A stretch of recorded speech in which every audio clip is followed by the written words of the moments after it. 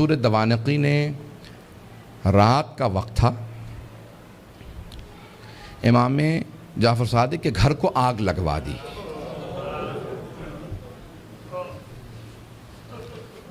آج کل آپ نے دیکھا روشنیاں ہوتی ہیں، پانی کا نظام کچھ اور ہے۔ پرانے زمانے میں گھر میں کنواں ہوتا تھا، پانی نکالا جاتا تھا، چراغ ہاتھ میں ہوتے تھے۔ رات کا وقت تھا، امام کے گھر میں آگ لگا دی۔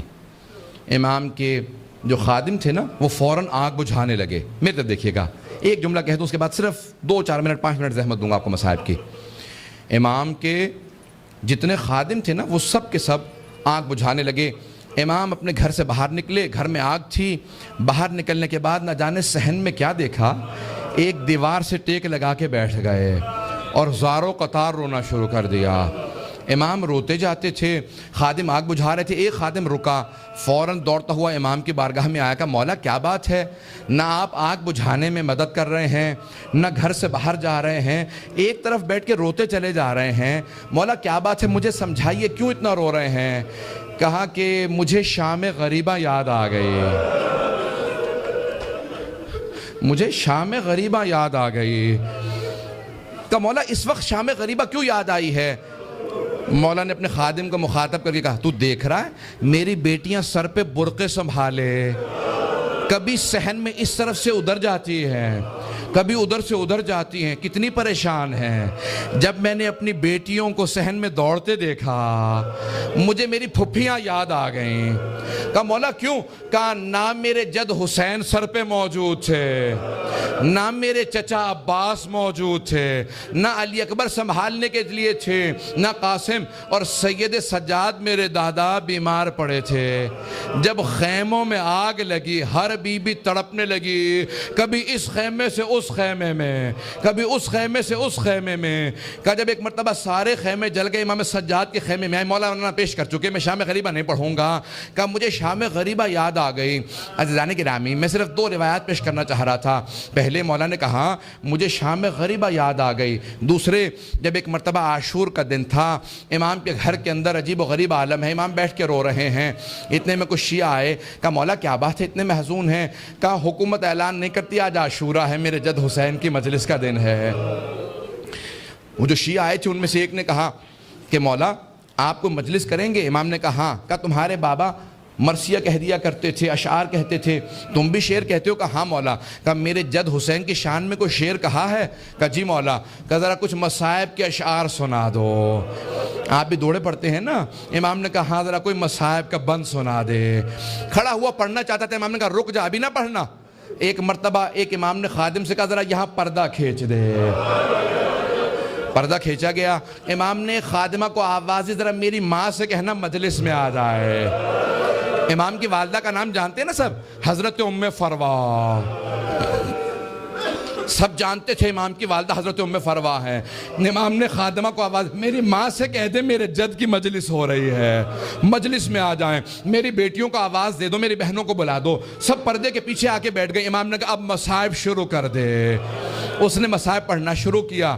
جب مصائب پڑھ رہا تھا، روایت کے الفاظ میں نے خود پڑھی ہے، مستند روایت ہے، بڑے بڑے علماء فقہا سے سنی ہے۔ مصائب پڑھتے پڑھتے ایک مرتبہ اس نے آواز سنی کہ امام کی والدہ کے بین کی آواز آ رہی ہے۔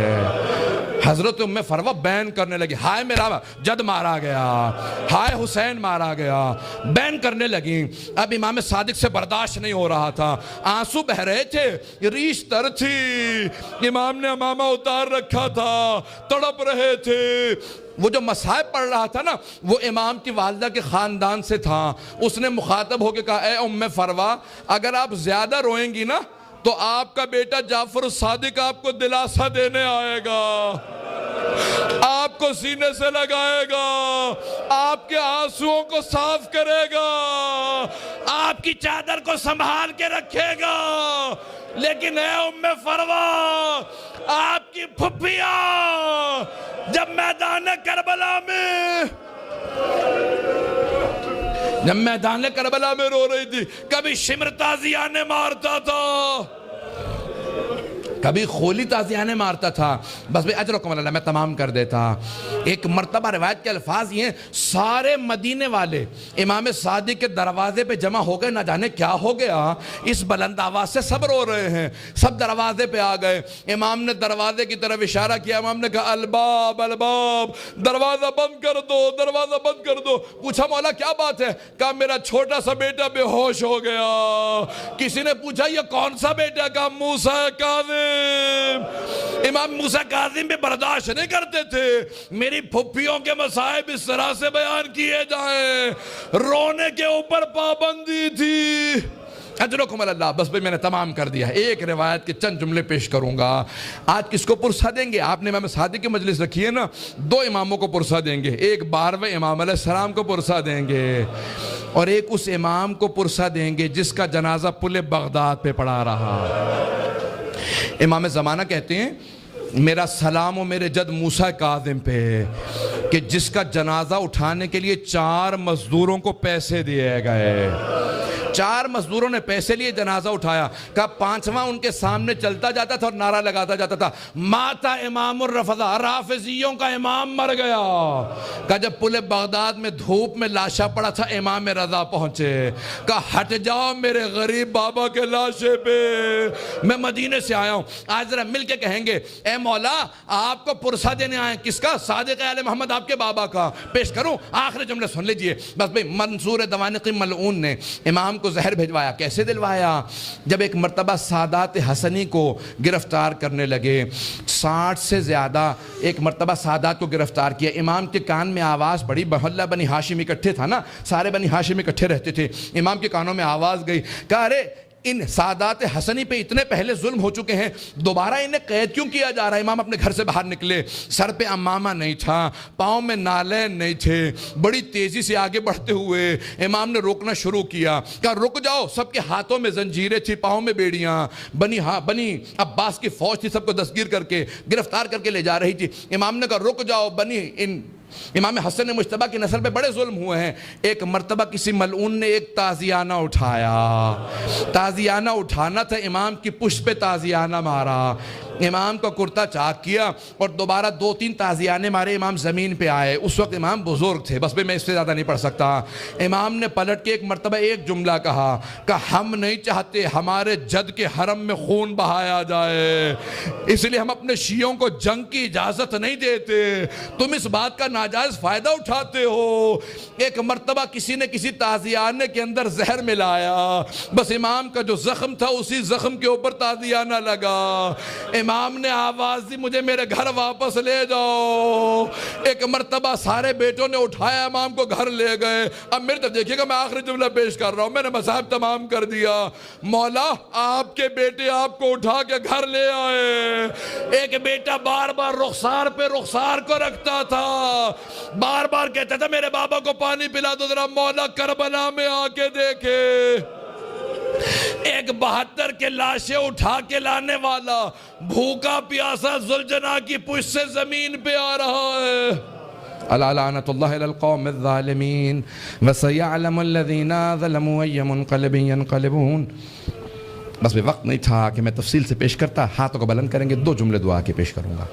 پروردگارا، واسطہ امام جعفر صادق کے اس تابوت کا بڑی تعظیم سے اٹھایا گیا، ہزاروں کا مجمع تھا، سب کاندھا دینا چاہتے تھے، ہاتھوں پہ تابوت چل رہا تھا کہ ایک مرتبہ جنت البقیع تک پہنچا۔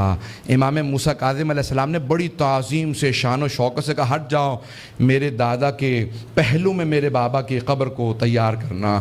بڑی تعظیم سے قبر مطہر میں اتارا گیا۔ میرا دل کہتا ہے کہ امام صادق بہت رو کے کہتے ہوں گے اے میرے بیٹے موسیٰ کاظم، آج بڑی تعظیم سے مجھے تو دفنا دیا، لیکن میری نگاہوں میں آج بھی میرے جد حسین کا لاشا ہے کہ میرے دادا سید سجاد لاشے کے ٹکڑوں کو کیسے جمع کر رہے تھے۔ پروردگارہ، سید الشہداء کی عظمتوں کا واسطہ، امام صادق کی عظمتوں کا واسطہ، دنیا میں امام زمانہ کا ظہور میں تعجیل فرما، ظلم کا خاتمہ فرما، داعش کو طالبان کو غارت فرما، آل سعود کو آل یہود کو غارت فرما، مومنین کی حفاظت فرما۔ ربنا تقبل منا انک انت السمیع العلیم بحق محمد وآلہ الطیبین الطاہرین۔